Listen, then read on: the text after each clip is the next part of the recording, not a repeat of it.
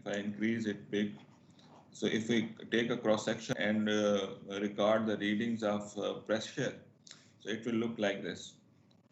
So this line is showing you the pressure variation through a cross section of a cyclone. So very low pressure in the middle, then high pressure on the surrounding area. So winds start blowing towards the center area. So wind speed, which is less at the very far away from the center, it speed rises quite high as it approaches toward the center. And also there is a circulatory movement caused because of the circulation of the uh, earth also. Because of the circulation of the earth, the winds which were blowing towards the center, they start rotating around the center. And what we see is the cyclone-like activity, which we see, if we see it from the satellite, it will look like this. A cyclone from the satellite will look like this. There will be a center free from clouds even, and the cloud and the winds are rotating, swirling around the center. And this cyclone, or sometimes we call it tornado, sometimes we call it another name is there. So cyclone, tornado, और तीसरा नाम क्या है? Anybody remember? Okay, maybe you can see it from Hurricane. hurricane, yeah. So these swirling activity, they itself is moving. This mass of air and water and debris inside it, it itself is moving. Usually they are generated on the sea surface, and then they move either towards, then they move in a certain direction depending upon the low pressure area, and sometimes they hit the land area also. And when they hit the land area, they they cause a lot of destruction over there depending upon their category, depending upon their wind speeds. So they have quite high intensity of the rainfall in the surrounding area. If we see the rainfall is maximum not at the middle, but a little bit away from the middle. And as we go away, the rainfall intensity reduces. If you see the wind speed, it is maximum also close to the center, and it is sometimes very calm at the center. But pressure is very low at the center, and it try to uplift all the things, especially water and the small debris. They try to pick up, and then when it goes up, and then it fall down on the surrounding area. So wind speed and the debris it collects and then lift up and fell down. So these things do cause damage to the surrounding area. Depending upon their damage categories, damage characteristics, they are divided into 5 categories. These hurricanes or cyclones are categorized into 5 categories. The highest category, which is most destructive, has wind speed of 280 km per hour, more than 280 km per hour. And the lowest category one is having wind speed in the range of 100 km per hour, 90 to 125 km per hour. They don't cause much damage. So category 2, 3, 4.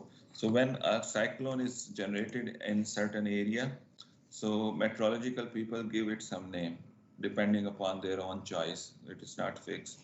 So local meteorological society and meteorological people give the name to them. Sometimes they call it Katrina, sometimes they call it Nargis, sometimes they give it some name.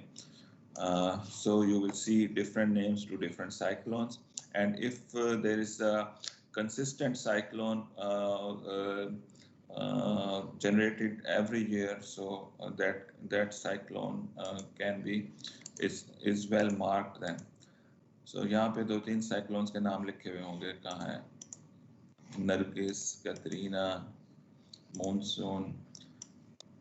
So these were, I think, given name by the Indian meteorologist, or sometimes it is given by Bangladeshi meteorologists, because these were generated in Indian Oceans or in Bay of Bengal. These two. So monsoon is also a kind of cyclonic activity, it is said, but it is a large-scale cyclonic activity. We don't see such a swirling motion or such a highly damaging rainfall. So if any question in this regard, you are welcome, or we start with the next lecture. Nobody is interested, it seems. Okay. Next to our introduction of precipitation, its types, its form, and how it is formed. Who will tell me what is this? What are the four requirements for precipitation to occur? कौन बताएगा? पहले वालों को तंग करो. Hassan Zain, 5566. Hassan Zain, Haris Chaudhary. Yes, sir. Hassan, how are you? Yes, sir. Fine. Fine. Where are you sitting? In which city you are sitting? Sir, Gujranwala. कौन पे? Gujranwala, sir. Gujranwala.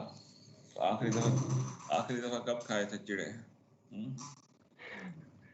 Sir कोई 6 महीने हो गए. Last winter में खाए थे. फिर मौसम आ गया है. Yes, sir. Okay. Can you tell me the four conditions required for rainfall to occur? Yes, sir. Evaporation होती है और कोई लिफ्टिंग मैकेनिज्म होता है. बाद में क्लाउड फॉर्मेशन और then accumulation of cloud होता है. लिफ्टिंग evaporation बताइए, लिफ्टिंग बताइए, तीसरी क्या है? Sir cloud formation. वो किस कंडीशन में फॉर्म होगा? वही तो पूछ रहा हूँ. सर वो कंडेंसेशन होती है. ओके, क्लाउड फॉर्मेशन 3 होगी. और सर कंडेंसेशन के बाद सर यही याद है अभी ज़हन में सर इतना. सो गुजरावाला वाले भी जो है ना हाइड्रोलॉजी में इंटरेस्ट नहीं ले रहे. हुबैब Hasan.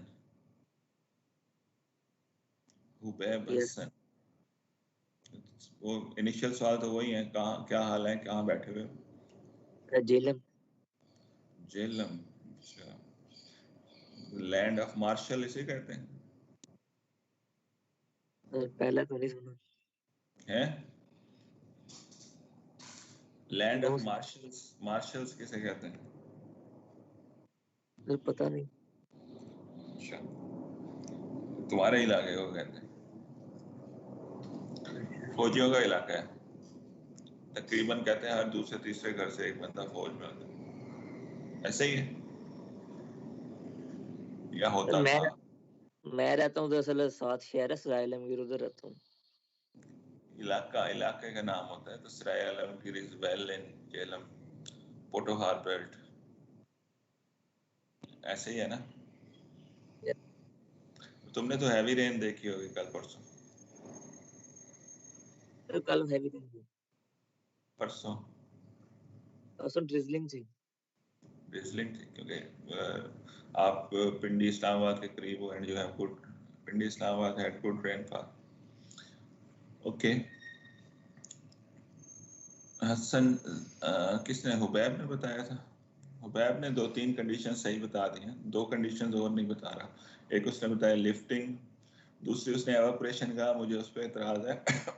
Presence of the moisture और वेपर्स इज नेसेसरी. वो लोकल एवापोरेशन से आए या किसी और जगह की एवापोरेशन से आए. So presence of humidity is the one necessary thing. Second thing is lifting mechanisms. So when lifting occurs, then cooling down or condensation occurs. And when condensation occurs, it means clouds have been formed. So उसने mixing की है 2-3 चीजों की. तो अभी उसने 2 चीजें सही बताई हैं. One is, बल्कि एक चीज सही बताई है सिर्फ lifting. So दूसरी को भी मैं यही कहूँगा कि evaporation एक जगह पे हो सकती है लेकिन लाजमी नहीं वहाँ बारिश हो. So presence of humidity is necessary. What else? तीसरी चौथी चीज क्या है?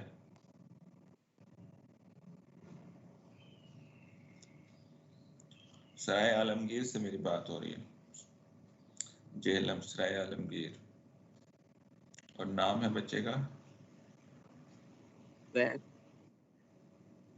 हुबैब से बात हो रही है जी। हुबैब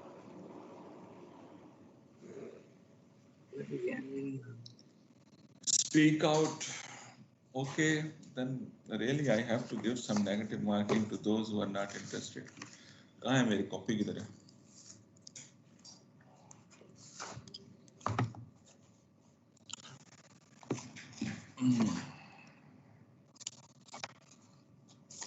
टीचर के पास कितनी अथॉरिटी होती है? 10 नंबर की।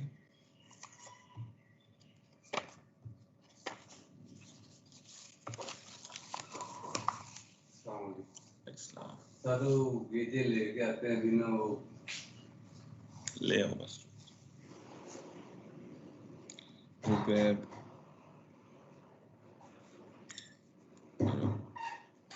और था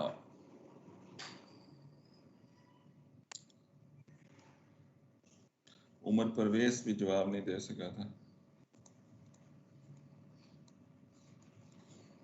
और कौन था?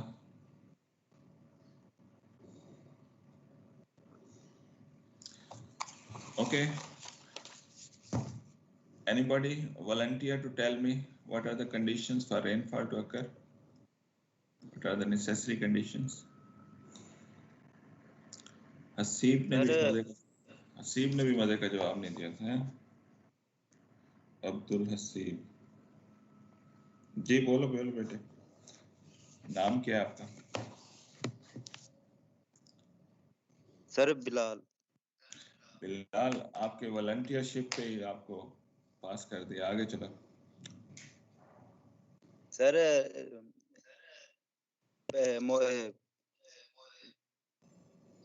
वेपर सर, पहले वो वेपर, उसके बाद फिर लेफ्टिंग मैकेनिज्म होता है, फिर फॉर्मेशन ऑफ क्लाउड या ड्रॉपलेट्स, ठीक है। उसके बाद फिर ग्रोथ ऑफ क्लाउड ड्रॉपलेट्स, ठीक है। उसके बाद sir sufficient accumulation of moisture over an area, तो यही है। सही है। इसका मतलब आपको कोई न्यूक्लियाइज नहीं चाहिए, आपको कोई कंडेंसेशन न्यूक्लियाई नहीं चाहिए, या आइस क्रिस्टलाइजिंग न्यूक्लियाई नहीं चाहिए। सर वो ग्रोथ ऑफ क्लाउड ड्रॉपलेट्स में नहीं बनेंगे? हाँ, लेकिन ग्रोथ के लिए नेसेसरी कंडीशन उनका होना है, या ड्रॉपलेट्स के फॉर्मेशन के लिए नेसेसरी कंडीशन उनका होना है। वो कोई भी नाम नहीं ले रहा उनका। ग्रोथ बता रहा है, प्रोसेस बता दिया है, नेसेसरी कंडीशंस क्या है? मसलन एवापोरेशन बता रहा है, नेसेसरी कंडीशन ह्यूमिडिटी का होना, मॉइस्चर का होना, वो नहीं बता रहे इस तरह से। चलो करीब करीब हो। सो न्यूक्लियाई की प्रेजेंस जरूरी है, एक चीज ह्यूमिडिटी की प्रेजेंस जरूरी है, some kind of lifting mechanism जरूरी है। 3 चीजें होगी। चौथी चीज क्या है? Sufficient growth so that it can fail down. Accumulation कह दें उसे, कोएलिसेंस कह दें उसे। तो ये 4 चीजें हैं। एक्यूमुलेशन ठीक है, कोएलिसेंस ठीक है, ये ग्रोथ है, growth of the particulates into sufficient size so that they can overcome the buoyancy effect, they can fall down to the ground, to the earth. So ये 4 conditions थी। Okay, thank you Bilal. So today we are going to see different kind of ways to measure the rainfall, and what we want to measure in case of precipitation, what we want to measure. Usually we are interested in one of these 4 parameters. One is the amount or quantity of the precipitation, and second thing is the duration, and third thing is intensity, and how big is the area over which the rainfall is occurring. Amount means total quantity, and it can be measured in different time periods. Either it can be measured in an hour, or in a year, or in a day. So, or within a storm, that can be a few hours storm, that can be a few days storm. So amount of the precipitation is not fixed with a fixed time. It is not attached to a fixed time. Amount of the precipitation can be of any duration. Usually we measure on a standard meteorological station, daily rainfalls are measured. But when we say this is the amount of the rainfall, you should ask usually. So this amount of the rainfall is it how much duration?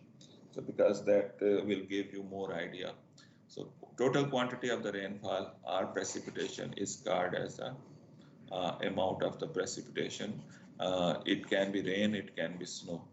Duration of the precipitation, we want to know how long it has been raining because it affects our daily life, because it affects intensity of the rain also. It affects how much water will be available. So it affects storm characteristics also. Uh, Usually short duration storms are high in intensity and long duration storms. If you see the record of the world, highest rainfalls. So those storm which persist for a shorter duration, for example, a 1 hour storm, its maximum intensity of the rainfall is more as compared to a storm which persisted for longer duration, for example, 30 hours, 60 hours. So duration, I want to tell you that duration do affect the intensity of the rainfall. It is difficult for high intensity of the rainfall to occur for a longer duration, but it is possible that a high intensity of the rainfall do occur for a shorter duration rainfall, because for persistent rainfall or weather system, continuous supply of moisture is required, continuous favorable condition need to be available over there. So that's why when you will be seeing some record of in your book also, they have given a table, maximum recorded rainfalls around the world. So you will be seeing that the highest rainfall which occurred, that was for a storm of the small duration. So duration is an important parameter which meteorologists or hydrologists people are interested in, and it represents the total time of a certain precipitation or rainfall activity, or duration of duration between two readings of the rainfall. So its units will be hours or in minutes or whatever suitable time units will be there. Intensity represents the rate of rainfall with respect to time. So amount of the rainfall per unit time, if we represent it, so that is intensity. That shows how severe is the rainfall, how like drizzling is a slow, less quantity of the rainfall, while a big storm will cause high intensity of the rainfall, and its units will be amount of the rainfall in a unit time. Unit time is usually 1 hour. So millimeter per hour or inches per hour will be the usual units for intensity. Areal extent is quite important for a rainfall event.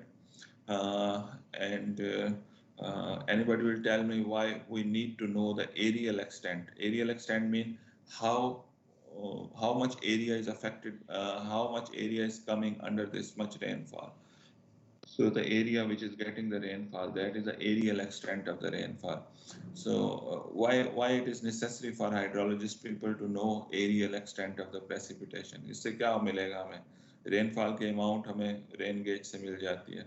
Areal extent का information होना क्यों जरूरी है? Who will tell me? Sir area का पता होगा तो फिर ही हम जो टोटल क्वांटिटी है उसको कैलकुलेट कर सकेंगे. Yeah, because usually rainfall is sir volume निकाल सकेंगे. हाँ जी, वॉल्यूम निकालने के लिए सही कह रहे हैं. Because rainfall is usually depicted or shown with the help of the depth of the rainfall. So if we want to convert it into volume of water available, we need to multiply it with the area, and so that for that purpose areal extent is necessary.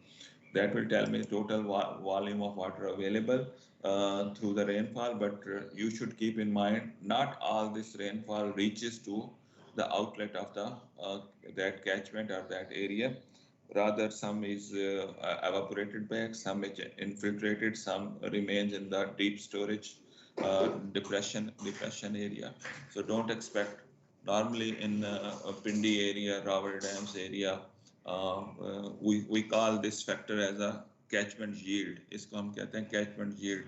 So catchment yield for the area in Rawal Dam catchment or Simli Dam, that is usually set to be 30 to 35% of the rainfall. So catchment yield, if 100 unit of the rainfall have occurred, so only 35 units of the rainfall reaches to the outlet of that catchment. So don't expect 100% of the rainfall will be reaching to the outlet.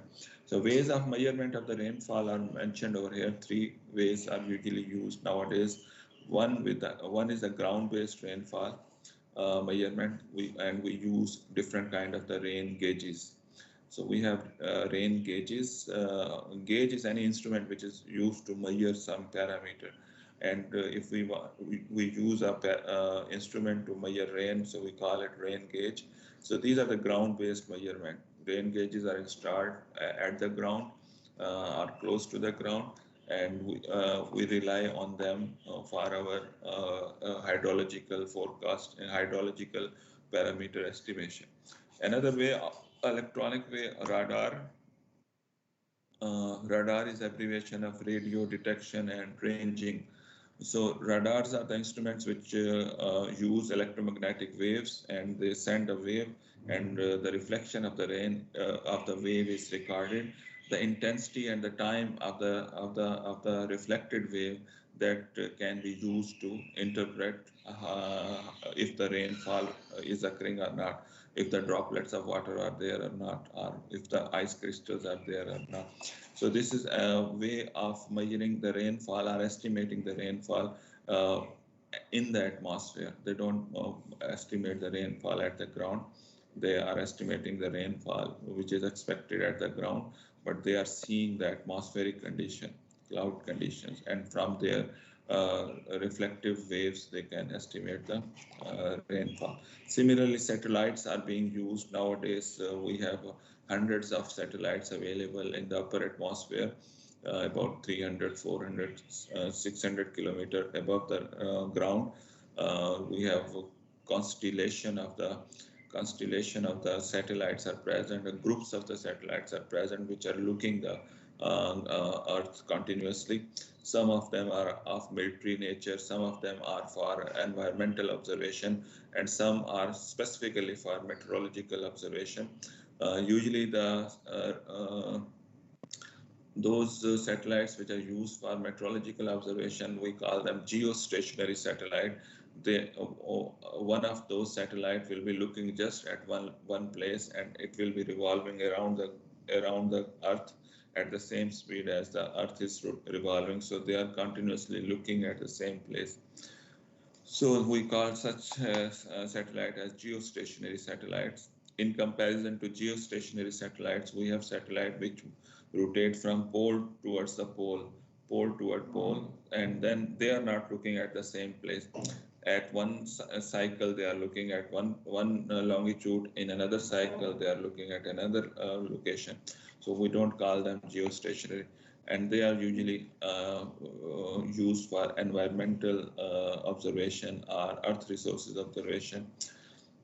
Ground measurements are considered most accurate because precipitation is the amount of water or snow which we receive at the ground. So if we measure the parameter where we have defined it, so that will be the more accurate, and we rely on the ground-based measurement to much extent. But these radars and satellites are helping us to know how much is the extent of the clouds or how much the extent of the rainfall. That is also playing important role. And people are carrying out experiments and carrying out their research so that the radar and the satellite-based rainfall come as close as possible to the land-based measurement. Still, the output of the satellite rainfall and output of the radar rainfall is not as accurate as we get the rainfall from the rain gauges. So today we have to tell you different kind of the rain gauges. So mainly the ground-based rain gauges which are used can be categorized into two types. One is the one is the rain gauge which has the facility of recording the rain automatically, and the other one is the rain gauge which don't have the facility of recording the rain automatically. So non-recording type rain gauges and recording type rain gauges are two big categories. In non-recording rain gauge, an observer has to go to the rain gauge site, to the meteorological station or rain gauge site, and he has to measure the depth of the rain collected in the previous time period. If he is observing it on daily basis, so from they usually fix a time to measure the rain. So usually 8 o'clock in the morning, they visit to the station and they see how much rain is collected in the rain gauge, and then they record it manually in a booklet for future use. So they see how much is the depth of the rainfall. A standard non-recording rain gauge, which is widely used, we call it as a standard rain gauge, and or we call it U.S. National Weather Bureau rain gauge. There are variety of the non-recording rain gauge. Different countries have developed their own rain gauges of different sizes, but more popular in the world is U.S. National Weather Bureau rain gauge. When there is a recording type rain gauge, then it will be recording it electronically, or previously it used to be recorded with the help of the graph. We call them rain chart. In the previous lecture of measuring the meteorological parameter, you have seen the way how to record continuous data, how to record continuous data.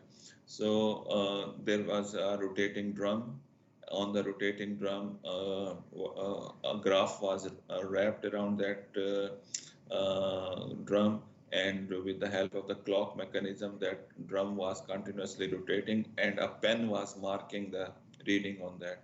So an example of the rain chart of similar nature, here it is shown as straight, but when it was recording, it was warped around the around a drum, and it with the help of the pen, these lines were recorded on the chart, rain chart.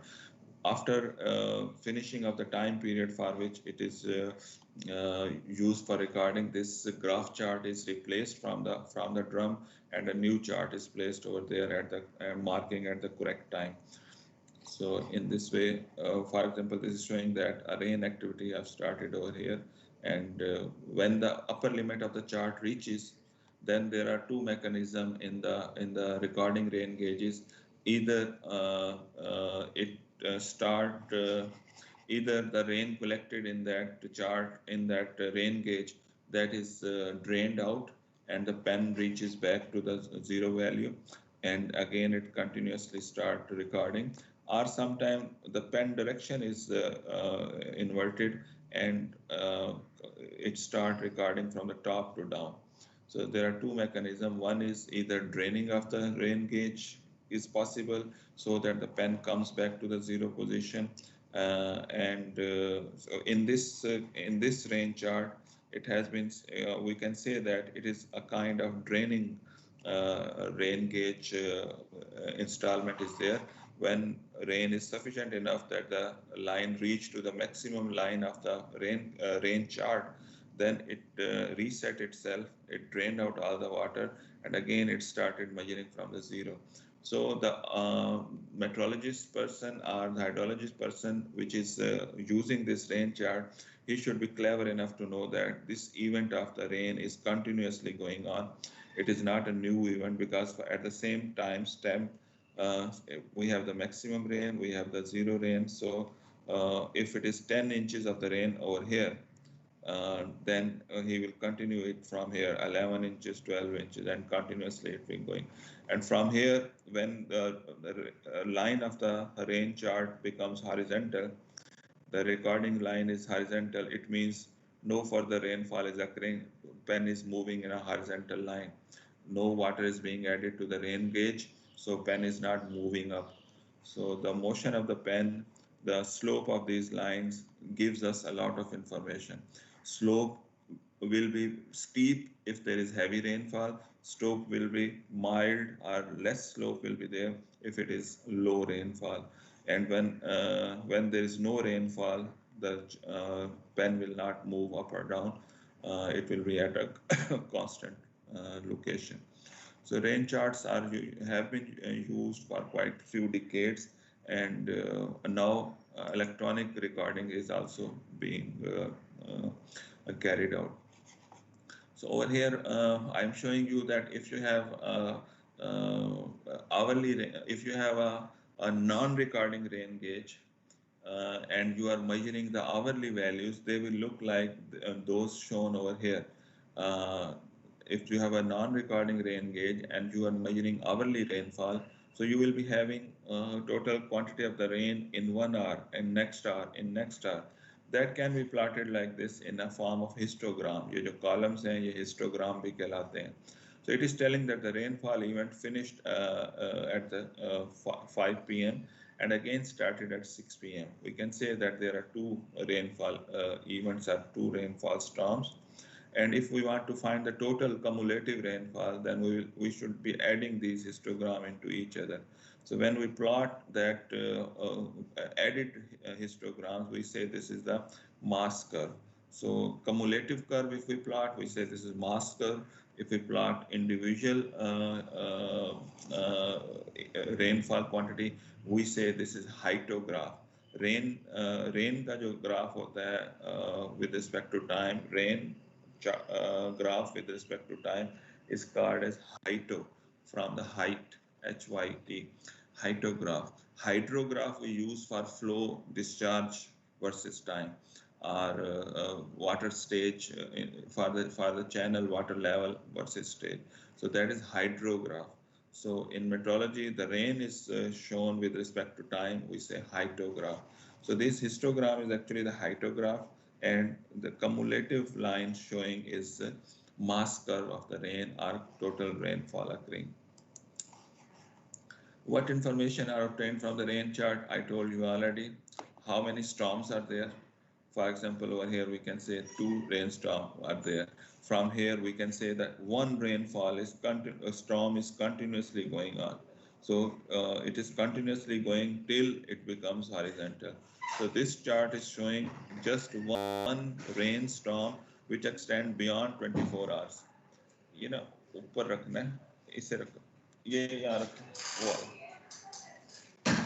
So I have got some rain gauges which are available at our in our laboratory. इसको उल्टा रखना है.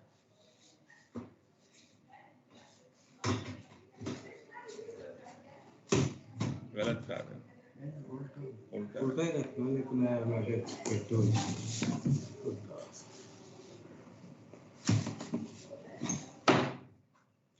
इसे ऊपर से खोलो. Okay, let me show you the rain gauge, non-recording rain gauge first.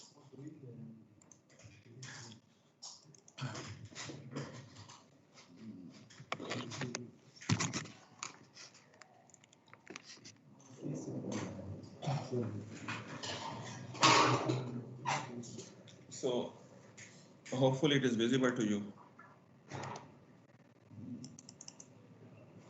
Is it? Can you see the rain gauge in the cabinet? So it usually have a funnel at the top like this, and we say this is collar for this funnel. For this funnel, this is the collar, and we have then collecting cylinder.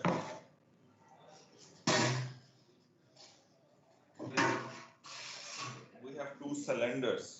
One is measuring cylinder of smaller diameter. One is the collecting cylinder, external cylinder.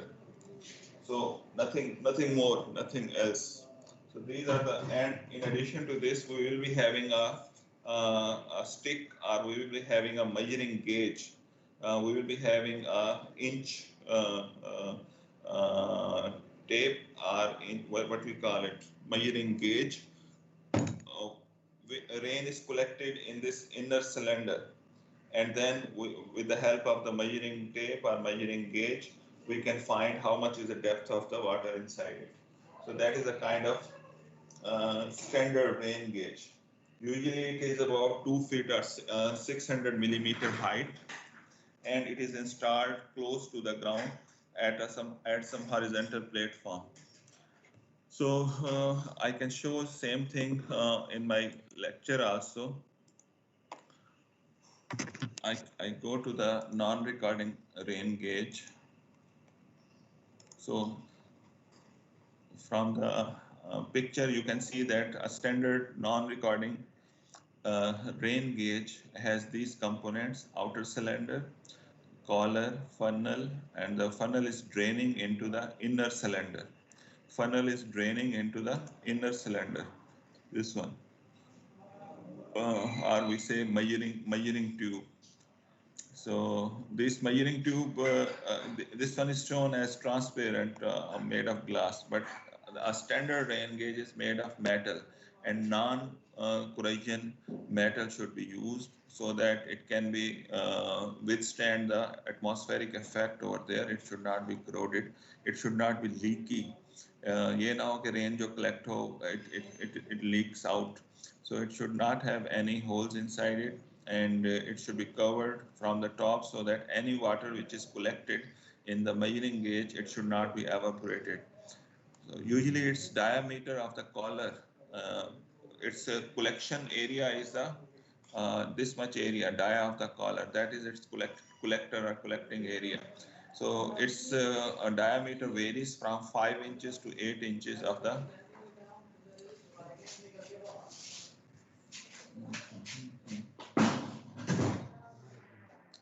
इसको नीचे रख दो, उससे ऊपर रख दो. Okay. So, precipitation is received in the collector in the top circular part. Diameter is 5 to 8 inch, and then it passes through the collected rainfall, passes through the. इसका कहाँ से open हो सकता है? Front दिखाओ. हाँ, ये चीज़. थोड़ा इधर रोटेट बस एक बंदा यहाँ बैठ जाए मेरी हेल्प के लिए. So non-recording rain gauge, after passing, water passes through the funnel, then it reaches to the measuring cylinder, and in the measuring cylinder we place in the measuring cylinder we place a gauge. What we have is in this one. In this figure, you can see the measuring gauge or measuring stick is there, marked with inches or marked with the millimeters. Cleverly, the diameter of this measuring cylinder, the inner cylinder, diameter of this measuring or inner cylinder is kept 1/10 of the diameter of the collecting cylinder. Keep it in mind. The cross-sectional, not diameter, the cross-sectional area of the measuring cylinder, the cross-sectional area of the measuring cylinder is kept 1/10 of the cross-sectional area of the collector. Got it? Why it is done so? So that the small quantity of the rainfall, if it is collected in the collector, when it reaches to the measuring cylinder, its depth should be shown 10 times more than the depth it would have been shown in the measuring cylinder of the same diameter, of the same cross-sectional area. If we had the measuring cylinder having the same cross-sectional area as that of the collecting ring at that of the collector, so for example, it was showing us a depth of 1 inches. But if the cross-sectional area of that cylinder is reduced, that depth will increase. So cleverly, they keep the ratio between the collector and the measuring cylinder. Ratio of 10 is kept. Cross-sectional area of the measuring cylinder is kept 1/10 of the cross-sectional area of the collector. So it increases and enhances the depth in that. So when a gauge reader goes to the site and he measures how many inches or how many millimeters of the water is collected in the measuring cylinder, he divided it by 10. So then more accurate value is received. That is what is mentioned over here. Whatever the depth of the rain water is observed or measured in the measuring cylinder, divided it by 10, that will be your reading for the last times period. Today, whatever is the reading recorded by the meteorological people at 8 a.m., for example, Don't consider that this is a rainfall which occurred at 8 a.m. It is the rainfall collected in the previous time period, and usually it is 24-hour time period. So from the yesterday 8 a.m. to today's 8 a.m., whatever is collected will be recorded against today's date. So hydrologist people should be clever enough to understand the recorded reading.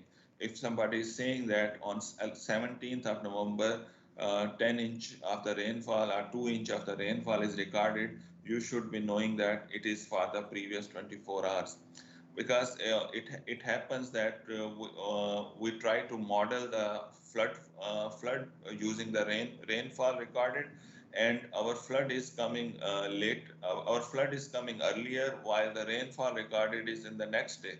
So we have to take care of such things so that we should be able to forecast the hydrological phenomena in a better way. Sometime when there is a heavy rainfall, the measuring cylinder is filled. This measuring cylinder has a certain height, I think 60 centimeter or 600 millimeter is its height.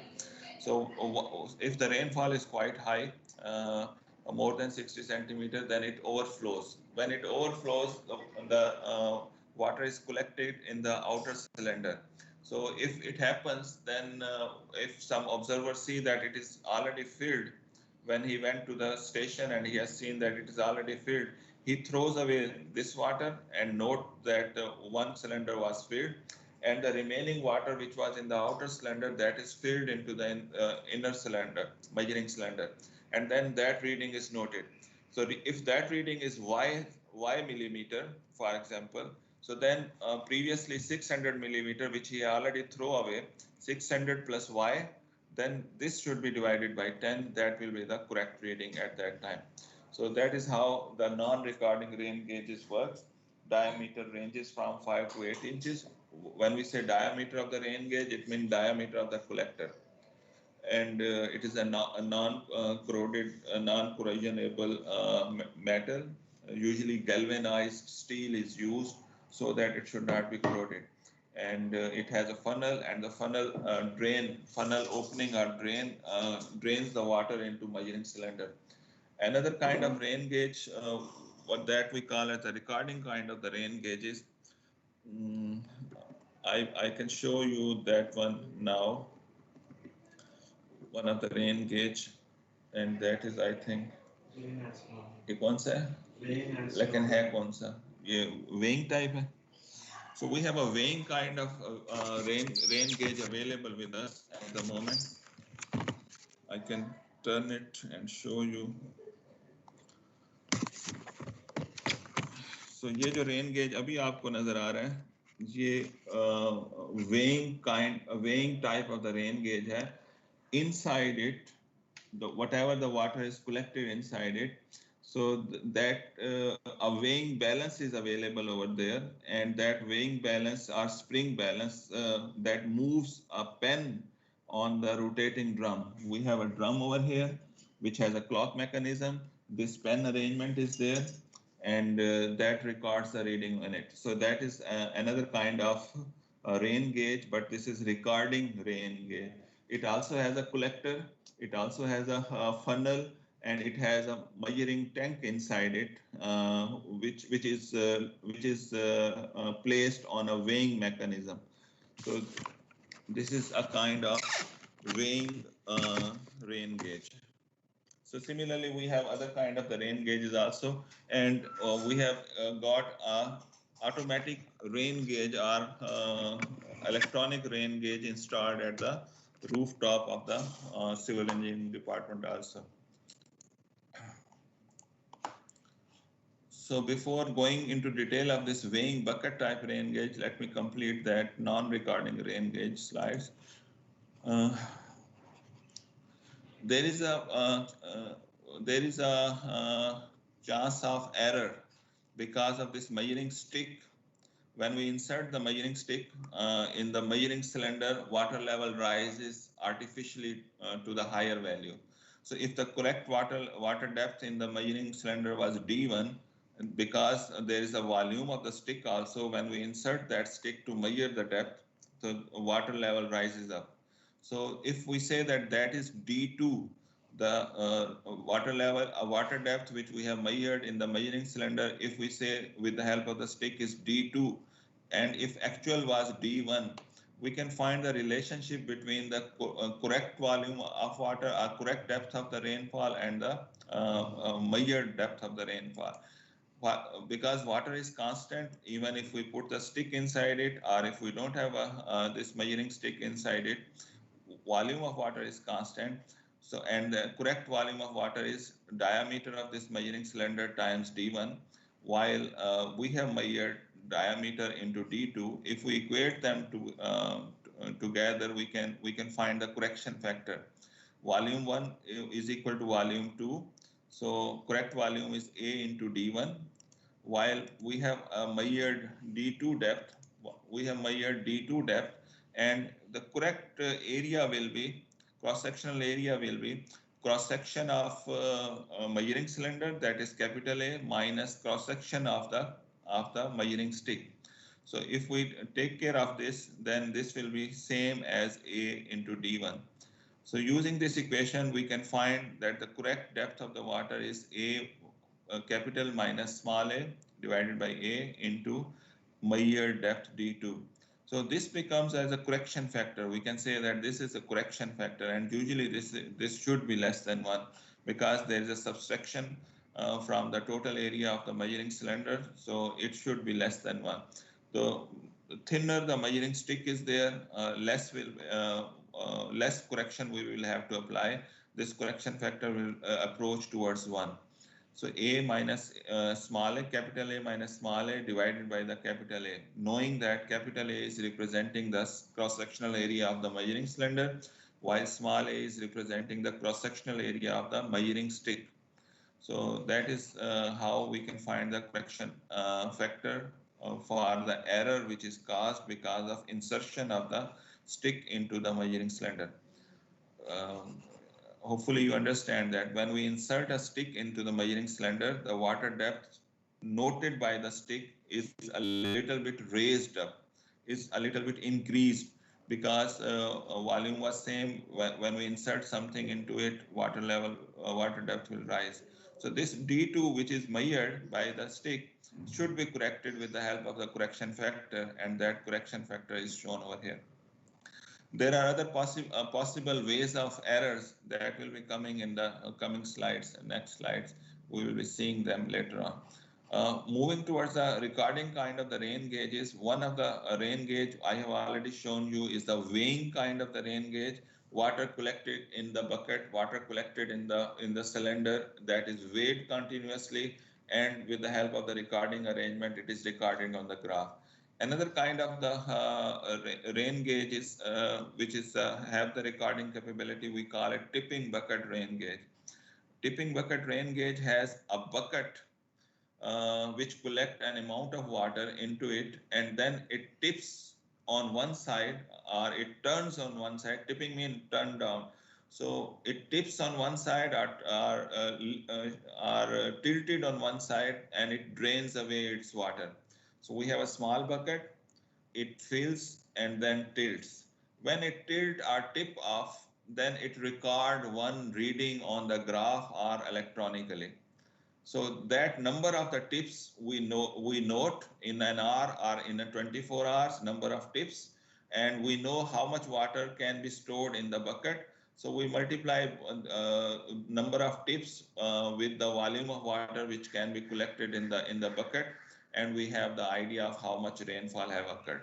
So this tipping kind of the rain gauge is quite commonly used, and the weather station which we have at the top of the civil engineering department rooftop, so that is also a tipping bucket kind of the rainfall. The arrangement, the schematic arrangement is shown over here. Water is collected by the collector, rainfall or snow is collected by the collector. Through the funnel, it drops down underneath. Underneath, we have two buckets separated from each other with the help of a separator. So this triangular shape thing, this is actually two buckets joined together from the center.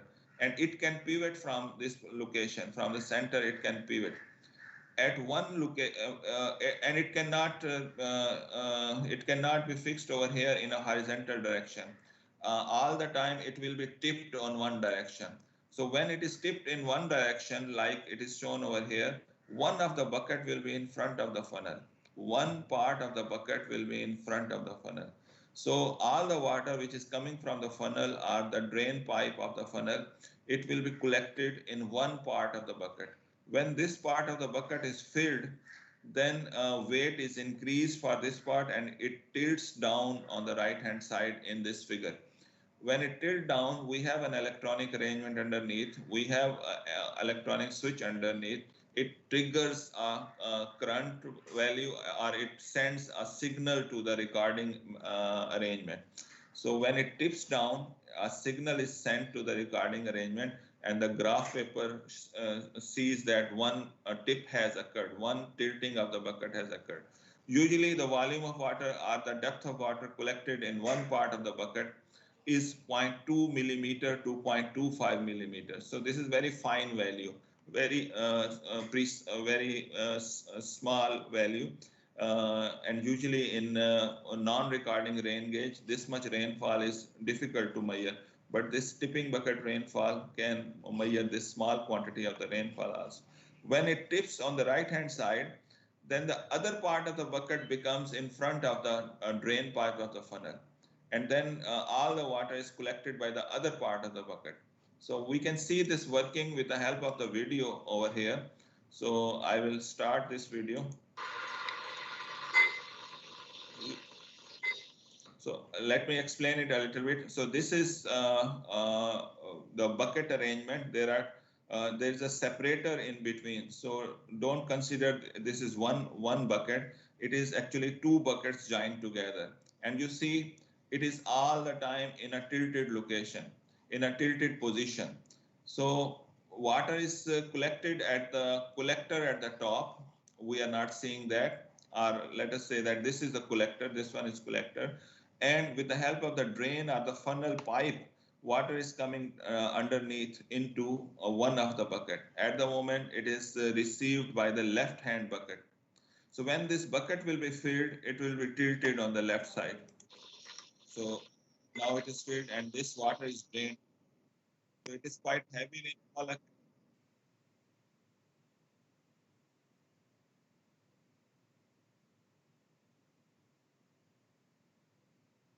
So these number of and we say that we have a rain chart of the tipping bucket. So hopefully this is quite elaborative video and you can explain it in words using your observation that this tipping bucket, how is the working of this tipping bucket rain gauge. So we should be knowing that 0.2 to 0.25 millimeter is usually the size of the bucket. So one tip will be representing 0.2 or 0.25 millimeter of the rainfall. And by counting the number of the marks which are recorded on the graph, we can. So here is a kind of recording tipping bucket rain gauge. We don't have, we cannot see the, what we call it, tipping bucket in this, but the recording arrangement, we can see that when there is a tip activity happens, then this chart has shown us a mark over here. So another tip will show another mark, another tip will be showing another mark. So in this way, this continuously recording the rain in the area. So this is another view of the rain chart for a tipping bucket. So it will have something like this. So if there is heavy rainfall, this tip will occur very closely with each other. And if it is no rainfall, no tipping will be recorded. So the slope of this line will tell us how much is the intensity of the rainfall. And total amount we can add these tips together and the total amount can also be measured. So if it is understandable, if it is okay. Okay, we can continue today without break, I think, because we have to go through this today. We have to finish it. Okay.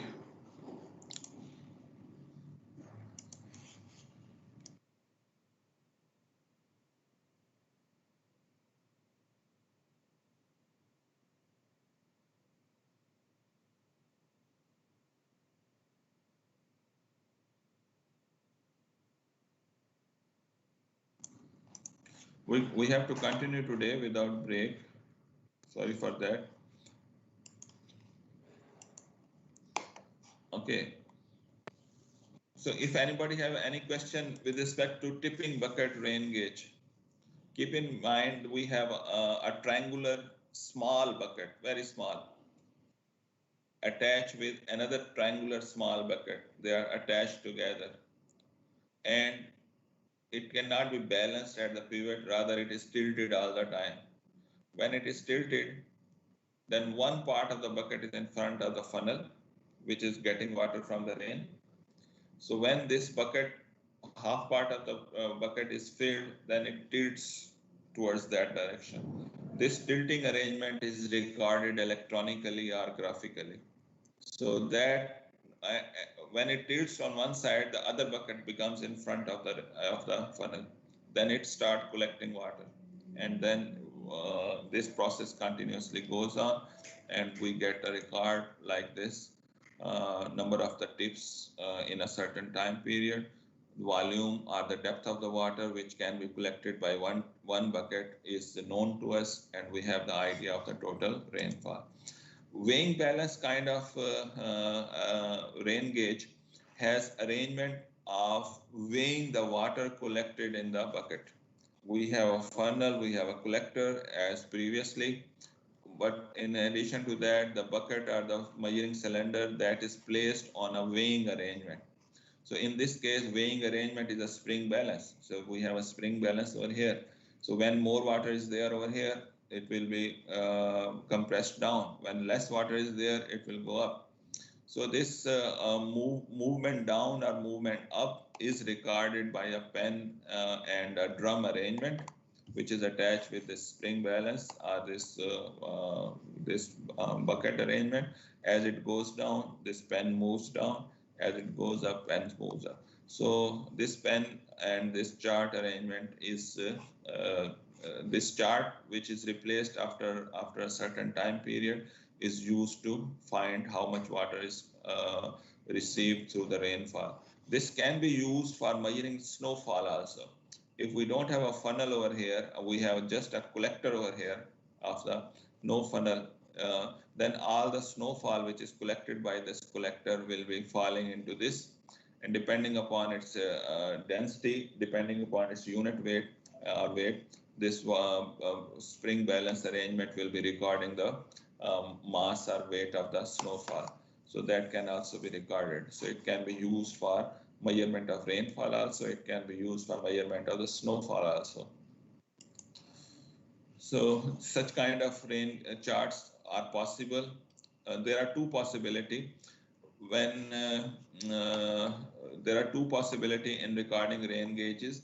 Some of the rain gauge some of the rain gauges have a siphon arrangement installed inside it. I will show it to you first. For example, this rain gauge, we have a funnel over here, and then water is collected in this chamber. In this chamber or in this part, we have a siphon attached to it. An inverted U-shaped pipe is called a siphon. An inverted U-shaped pipe is installed inside it, which we call that this is siphon. When this chamber is full, with the water and it reaches to the top of this siphon, the water goes into this pipe or siphon also, and it is filled, and then it drains down outside this measuring chamber. Then it drains down outside this measuring cylinder. And once this siphon activity starts, it finishes till water level is above its inlet. This siphon inlet is this one. So once siphon activity starts, it will end up till water is above this inlet. When water goes below this inlet, air start going into this siphon, and the siphonic activities stops, and no draining of the water will continue. Again, it will continuously start filling up. and this siphon will not work again till water level reaches to the top of the siphon pipe. So when this whole siphon pipe is filled and water start draining over here, then siphonic activity start. So I'm telling you that some of the rain gauges have draining arrangement using this siphon, and some of them don't have a draining arrangement, rather they have the arrangement to change the direction of the movement of pen. They change the direction of the pen movement, or they have the pen reversal arrangement. They call it pen reversal arrangement. They can they have some lever mechanism arrangement, mechanical arrangement, that pen start moving.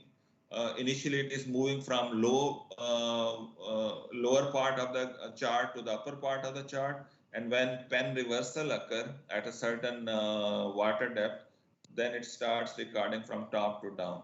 So that will its output will look like this.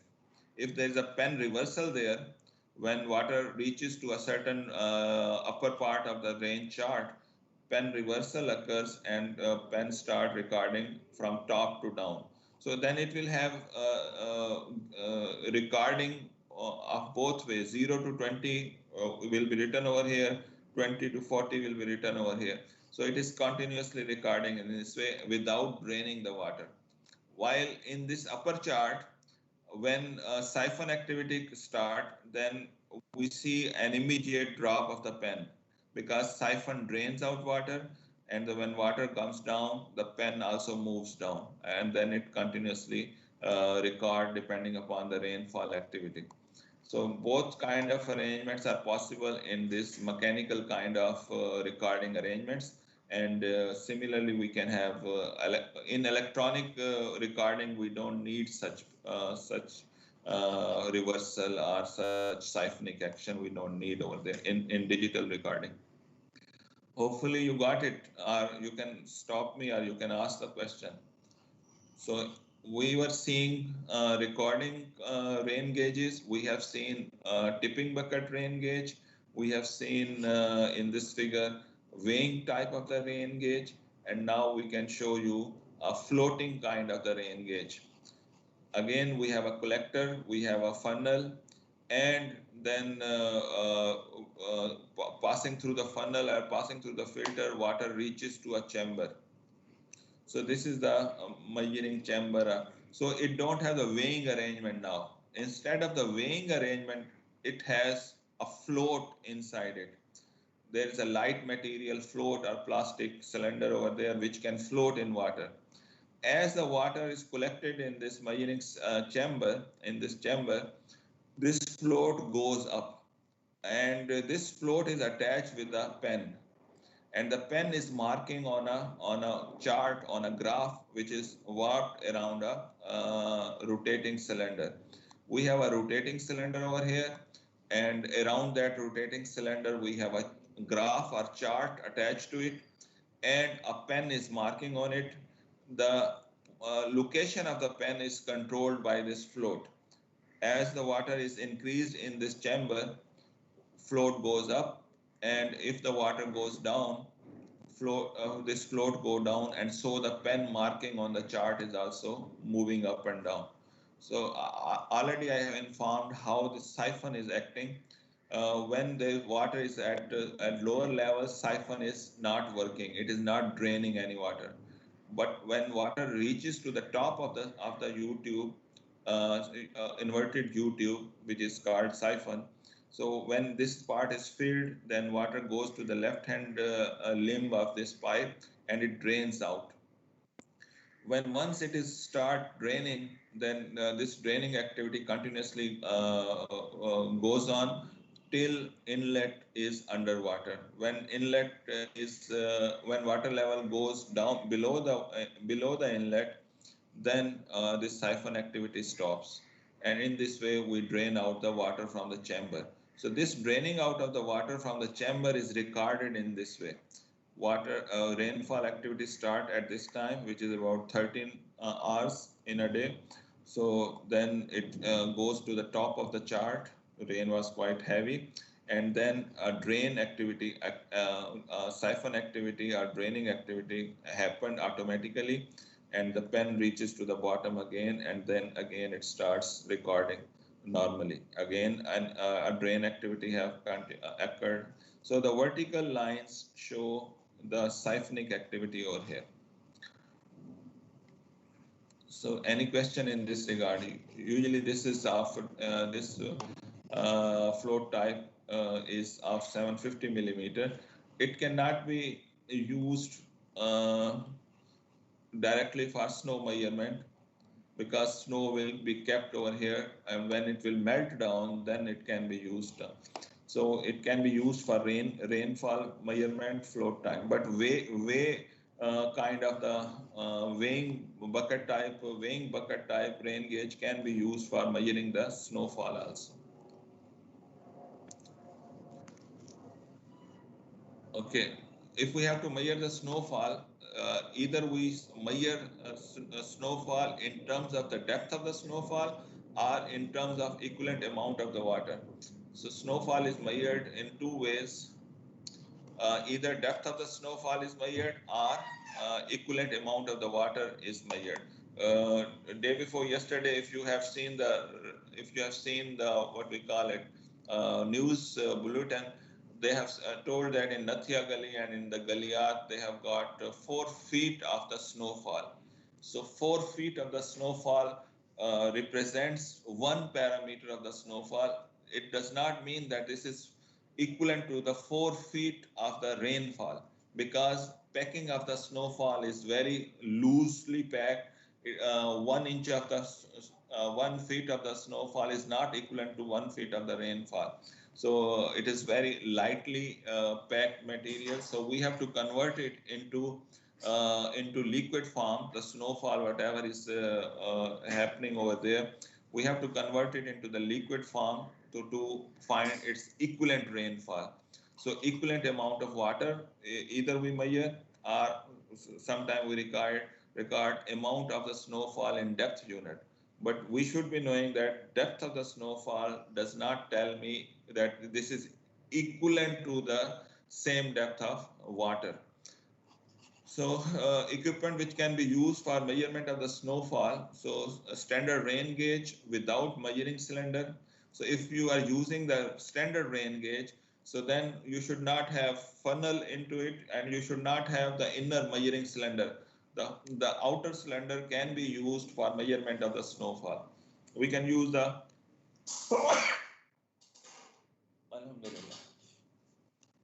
we can use the weighing bucket type rain gauge, I already told you. And sometimes we have the snow gauges.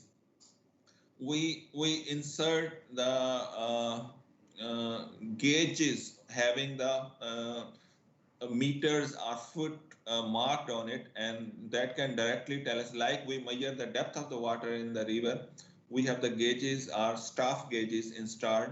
So similar arrangement is there for measuring the snowfall depth also. So we call them snow gauges. And sometimes we scratch the whatever the snowfall is placed at a certain location, we scratch it out, and then we measure it either depth or we measure the equivalent amount of water. To measure the equivalent amount of water, there are 2-3 arrangements available. Either we heat the cylinder in which the snowfall is there, or we weigh the cylinder and then we convert it into the depth. Weigh the cylinder. If you have the weight of the snow, you can convert it into volume by dividing it by its unit weight of the snow. So then you get the volume. If you divided it by the collector area, you get the depth. So either by weighing, either by heating, either by adding a known amount of water, known amount of hot water. So these are similar thing, heating or known amount of, but heating is considered a little bit inferior method, because while you are heating the snow, some evaporation may occur and you are losing the record of the snowfall. So it has inbuilt source of error inside it. So that error can be avoided if we add hot water into the snow cylinder, and that quantity of that hot water is known to us. So when we will have all the snow melted into water, so we can measure the volume of that water and we can subtract out the hot water added by us. So that is the way we can use to measure the snow depth or snow volume. Heating the cylinder has the problem, so that I have already explained. The method of weighing, I am telling you, if W1 is the weight of the cylinder plus weight of the snow, and W2 is the weight of the cylinder, so then weight of the snow can be easily found by subtracting from the total weight, the weight of the cylinder. If we subtract it, the weight of the snow will be with us. If the weight of the snow is with you, then unit weight of the freshly fallen snow should be known to you. That is a prerequisite, that you should know its unit weight. So then dividing the weight of the snow with the unit weight, you can get the volume. Divided by the area of the collector of the gauge, snow gauge, you can find how much is the depth of the snowfall equivalent water. So that is what is explained over here. If the unit weight of the snow is weight over volume, and volume, if it is say area of the collector into the depth of the equivalent depth, so equivalent depth can be found by weight of the snow divided by area of the collector into unit weight of the snow. That is what easily you can write it yourself also. इसमें कोई problem नहीं होना चाहिए आप लोगों को. If you know that unit weight is actually weight per unit volume, volume in this case will be the area of the cylinder divided by the equivalent depth. So equivalent depth can be then found using this way. Third method is adding equivalent weight of water. I have already found equivalent weight of hot water. To convert snow into water, a hot water quantity is added into the cylinder, and when all the snow is melted, we get the total height of the water, H1. If H2 was the water added into the snow, so then deduction of the water added from the total depth of the water, so we can get the equivalent water of the snow, equivalent water, snow in terms of equivalent water. So that is the one of the way. If you have to select a site for the rain gauges, some important parameters you have to keep in mind. It is not like that any place you go and put a rain gauge over there. Because the one rain gauge of 8-inch, 5-inch diameter will be used to represent the rainfall of that area, several kilometers square of that area. So rain gauge should be installed at a representative location. So few characteristics, few limitations, or few guidelines are given by World Meteorological Organization. Detail of this you can see from the manuals of measurement prepared by the World Meteorological Organization, but a few most important are placed over here. It should be placed always on a level ground. At least 50 to 100 meter diameter of the surrounding area should be leveled. It should not be at a slopey area, because the shower or the rain gauge characteristics change if there is a slopey area, or if the wind direction change, and the change of the wind direction changes the rain characteristics of that area. So it should be placed always on a level ground. At least 50 to 100 meter of the surrounding area of the gauge should be leveled, and sharp sloping sides of the hills should be avoided. So we should not place on a slope of the hill, but rather we should make it a plain area and then we should place it. There should be proper wind shelter or bushes and trees to act as wind break. At a suitable location away from 50, 100 meter away, if there is a line of the trees or line of the bushes around it, then the wind which is blowing towards the rain gauge, that would be broken. That will be working as a wind shield over there. So we will be getting the vertical rainfall over there. So there should be proper wind shelter or wind break at suitable distance away from, and that distance can be 50 to 100 meter away. So we should have a wind shelter. there should be no obstruction or trees in any direction at a slope of 1:4. So that is another important restriction that we should take into account while we are placing a new rain gauge station. While we are deciding a rain gauge station on the surrounding area, it should not be placed at a location where we have a high trees very close or high buildings very close. And how much it should be far, so that if you draw a line of 1:4, 4 horizontal, 1 vertical, if you draw a line, so your height of the building should be lower than that, or height of the tree or the bushes should be lower than that. So reason is, again, we should have a very calm and very calm place. With the high trees and high buildings obstruct the rainfall at that place, so that should be far away from the rain gauge, and that should not obstruct the a shadow effect of the building should not be there. Shadow mean rain shadow. Sun shadow does not matter. The rain shadow effect should not be there. If we place a rain gauge just close to the building, so it is possible that if there is a storm coming from the direction of the building, some of the rain will be stopped by that one, and rain gauge will not be measuring proper value of the rain. So a ratio of 1:4 line of sight or on each direction should be 1:4 should be clear. For example, if we have a 100-meter high building, it should be placed 400 meter away from the rain gauge. So 1:4 line will be clear then for you. So if you have a building of height 100 meter, or you have a building of height 10 meter, so the distance from the rain gauge to that building should be at least 4 times its height. So that is the clear distance should be. Or same is true for the trees, line of the trees.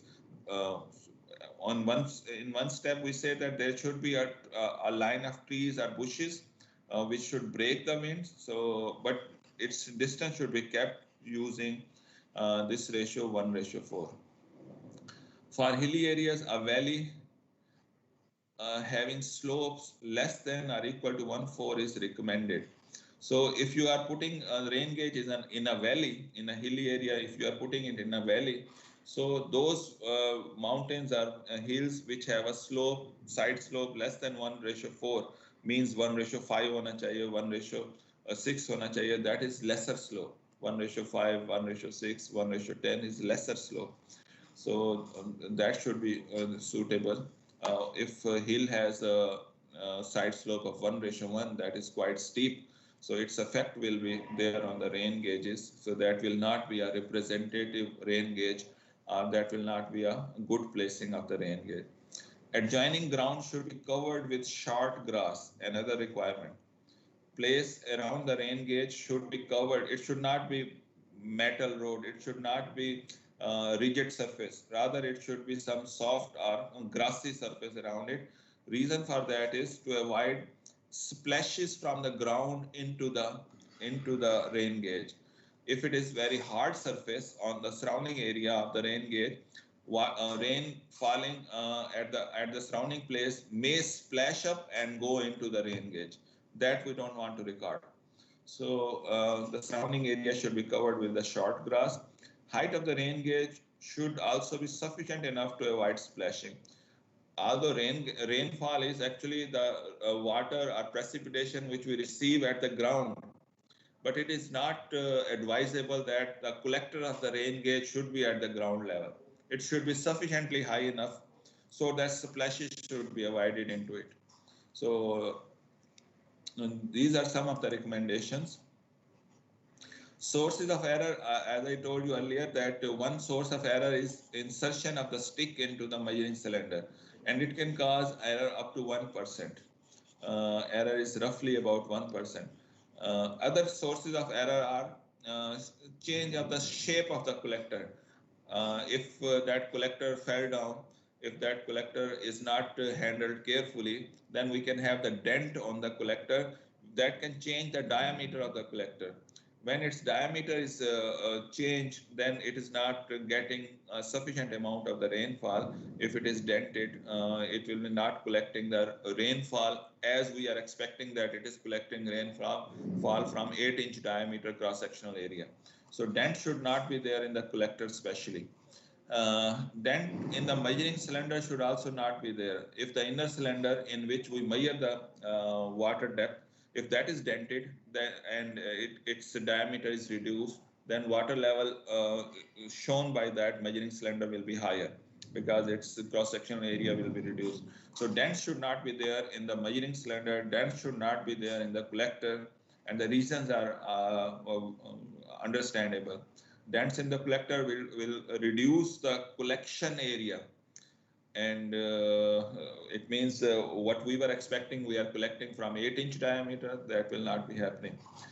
Some water is required for initial wetting of the funnel before water goes into the measuring cylinder. A small drizzle or small rainfall, it cannot reach to the measuring cylinder, so that is a permanent source of error. Initial rainfall of about 0.25 millimeter is sometimes necessary. After that, rain will reach to the measuring cylinder. Splashes of the rain from the surrounding area or from the collector towards going out. So both are the causes of the error. Raindrop splashes strike ground surface and enter into the collector. When raindrop comes at the ground surface and it splash into the rain gauge, so that is a source of error. Grass can damp this effect. If grassy area is there, this will be less. And if splashes are coming into the rain gauge, it will be measuring more rain as compared. Splash may occur from rain gauge to the ground. Sometimes if a droplet come at the collector and if it is quite heavy, it can splash out. A collar can reduce this. So we don't have only funnel, a few inches high collar should be there so that splash out of the rain gauge should not occur. So a collar is useful so that the splashes going out of the rain gauge should be minimized. So these are some of the sources of the error. Sometimes wind direction at the place is such that vertical updraft occur, and that vertical updraft, upward movement of the wind is updraft, upward movement of the wind. So when a rain gauge is installed at a certain place and wind is blowing towards it, and when rain gauge obstruct that wind, so theoretically some wind will go up. So when some wind will go up, it will also take away rain, a little bit rainfall also with it. So that is the effect of the vertical updraft of the wind. It will reduce the catch. It will reduce the amount of water which otherwise would have been collected. So reduce the catch due to upward currents and the acceleration of the precipitation drop. This deficiency is significantly for small raindrops than the, so larger raindrops are not affected much by this small vertical updraft, but the smaller rain is affected by this. That is why it affects the measurement of the lighter rain more than non-verticality of the rain gauge. Sometimes rain gauge is not vertical, rather it is tilted. So when it is tilted, so its collection area will be reduced.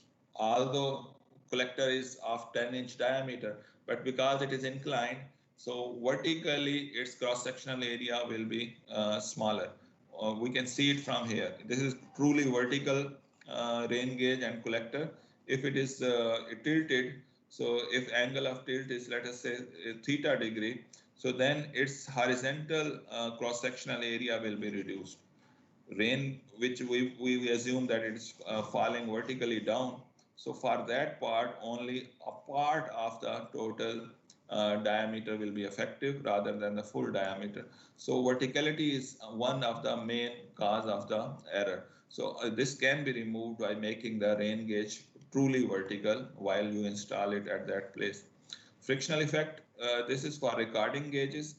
If we have a recording gauge, so small quantity of the rainfall sometimes is not able to move the pen. So those are, we call that a frictional effect. So proper lubrication, proper cleaning and maintenance can avoid this.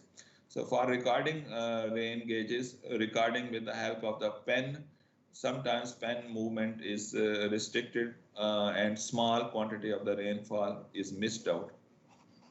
Leakage of the cylinders, big source of error if it is there, but it can be easily removed by continuously seeing the cylinder, by continuously checking it that no leakage should be there. If it is there, it's a huge source of error. Leakage of the cylinder, either measuring cylinder or external cylinder, no, it should not be leaked. Evaporation should not be there. In some cases, evaporation may reduce the amount. This can be overcome by putting a thin layer of some oil in the gauge, which will reduce evaporation. And putting a funnel and then measuring the water in the cylinder, which is not exposed to air. So when water reaches to the measuring cylinder, that is not exposed to the outer air. So we can reduce this evaporation by this one, putting a funnel at the top, and only small diameter of the funnel is open to atmosphere. So evaporation is reduced. Another way of reducing the evaporation is they say put a small amount of oil inside it. So oil will cover the top surface and it will not let water evaporate out. So these are some of the measuring instrument for the rain gauges. And if you have any question, you are welcome to ask. किसी को कुछ समझ आया या सारे सो रहे हो?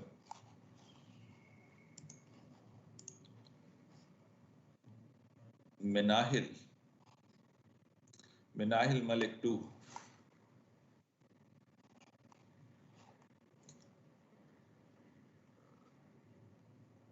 Yes, sir.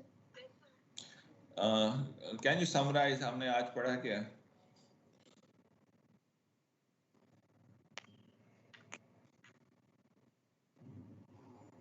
Were you present in the lecture? Yes, mentally? sir.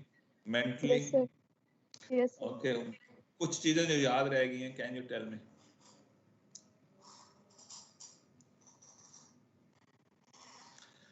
If you remember anything without any fear, without any problem, tell me.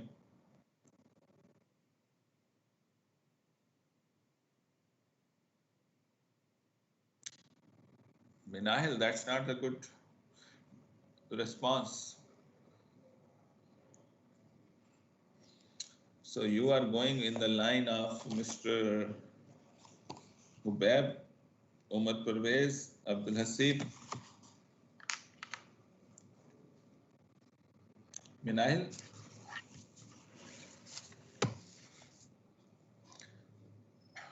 Okay, just tell me what was the topic today? Rain gauge. And precipitation. Rain gauge. Why you are saying gauge? Did I say gauge? Why not rain gauge?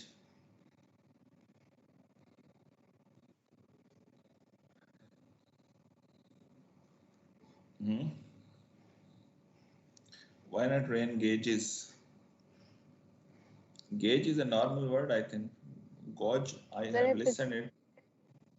Sir, FSC में कुछ teachers gauge बोलते थे, कुछ gauge बोलते थे, तो mix है.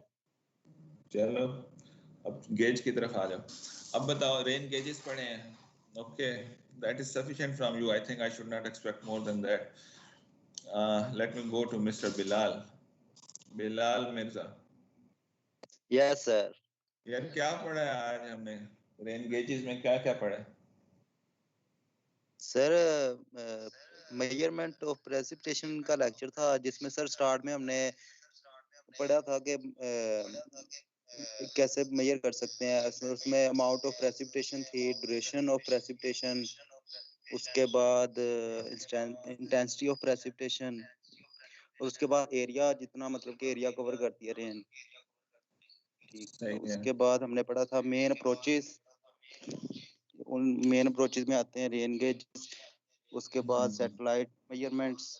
ठीक है. रेन गेजेस में टाइप ऑफ रेन गेजेस था, जिसमें रिकॉर्डिंग और नॉन रिकॉर्डिंग रेन गेजेस. ठीक है. उनके बाद उसके बाद फिर हमने पढ़ा था. Bilal, thank you very much. Thank you very much for describing it. So mainly we explained to you different kind of the rain gauges, including recording and non-recording rain gauges. Within the recording, 3 kinds of the rain gauges are informed to you.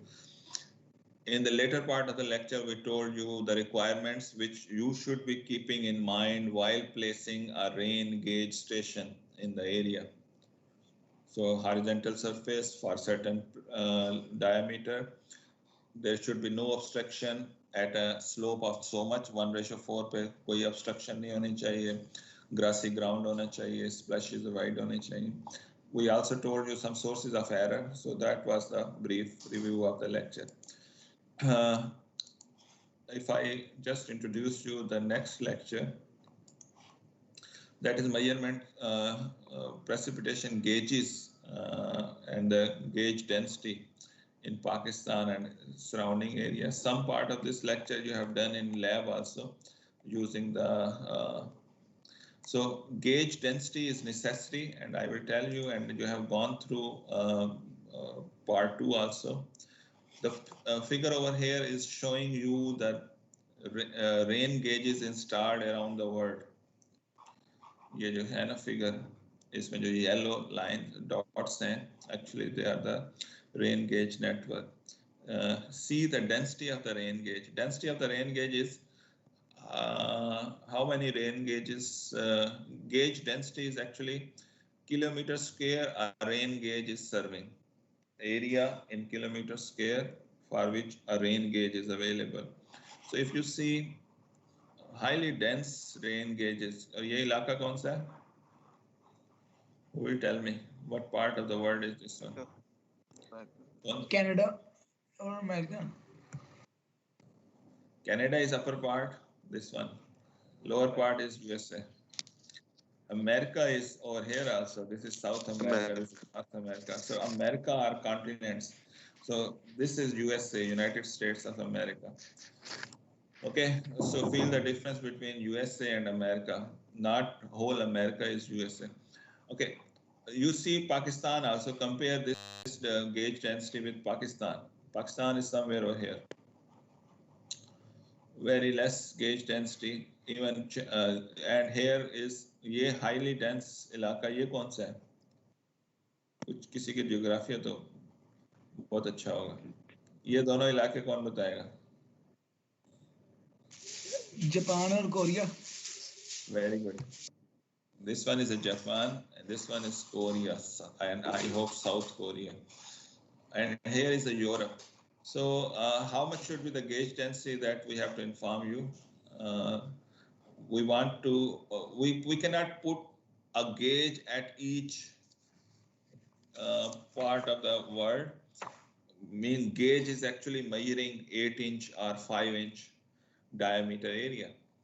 So because we cannot place a gauge at each location, so depending upon the importance of a place, depending upon the topography, depending upon how much economical, how much finances are available with us. So different countries have different number of the rain gauges installed in their area. So that we have to inform to you. There are 2 reasons to plan. So if you are the planner of the rain gauge network, so these should be kept in mind. Currently, Pakistan has about 97 rain gauges. If you go to the Pakistan Met Department website, they will showing you. I am putting a link over here.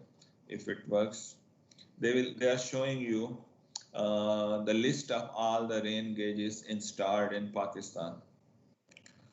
So 97 rain gauges are there, and if I divided it by, if I divide the whole area of Pakistan, geographical area of Pakistan, by this number of the rain gauges. So this is a PMD website, Pakistan Meteorological Department, and here is a list of the observatories.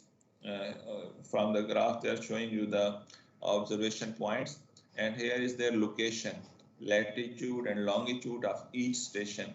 So they have listed Punjab station, then KPK stations. So this will be helpful. This data will be helpful if you are planning a water resources project in any area of Pakistan. you need to know the rain gauge of that and surrounding area. Then first you need to know what rain gauges station are there. So then this data will be helpful to you.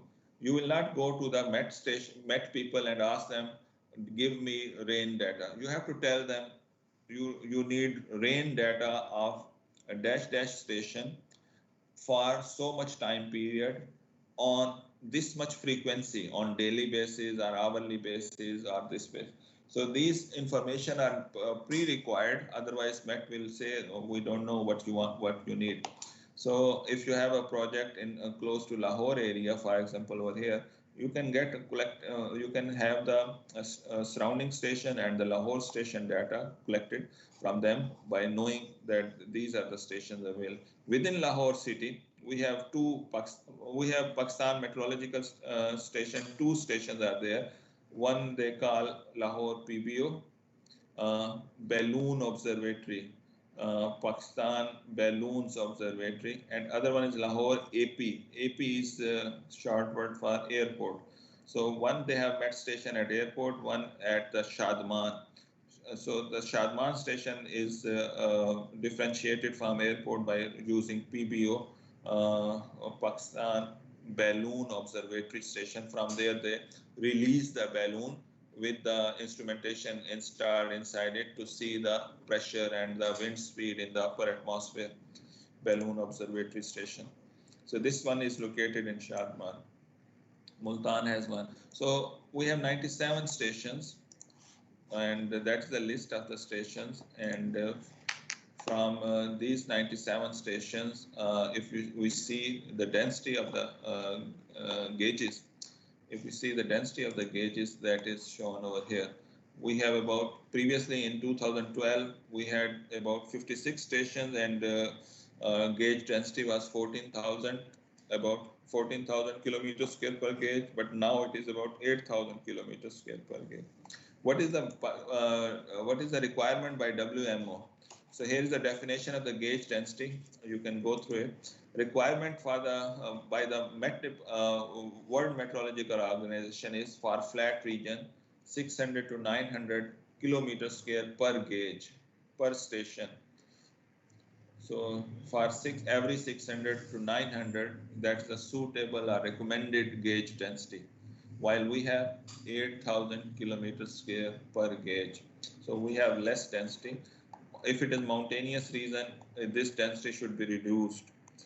It should be more dense network should be there, because in mountainous region, the weather system are more challenging, more changing. A small place, the local effect of the mountains changes the weather system over there. So more dense network is required. If it is a mountainous and island area, so then it can be further dense. Each 25 kilometers square should have one station. If it is less rainfall, arid region and polar zone where weather system does not change from one place to other place, we have a low dense gauge network also. 1500 to 10,000 is recommended in those. So Pakistan comes under semi-arid to arid region. So something in between this region. At the flat part of Pakistan should come in this region, but overall this 1500 to 10,000, which is for arid, highly arid region, that is also recommended. So we will continue this lecture from here. What are the effects, and maybe next time we will see how the radars work and how the satellite work to predict the rainfall and to measure the rainfall. Okay, I mark your attendance and then send it to your download attendance list. If you have any question, you are welcome to ask. Downloads.